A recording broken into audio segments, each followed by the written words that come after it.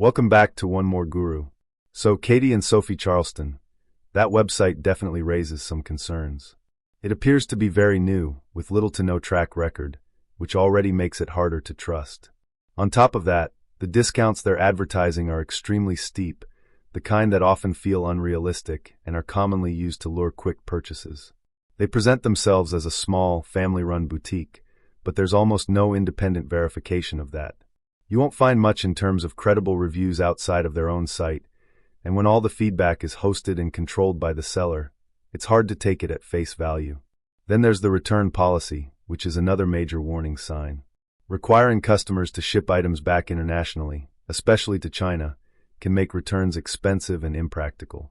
Add to that the fact that sale items are non-returnable, and it becomes even riskier for buyers.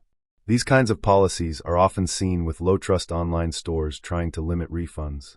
So while it's not possible to say with certainty that it's a scam, there are multiple red flags here: lack of history, questionable reviews, aggressive pricing tactics, and unfavorable return conditions. Altogether, it creates a pretty sketchy picture. Thanks for watching One More Guru. Subscribe for more honest reviews.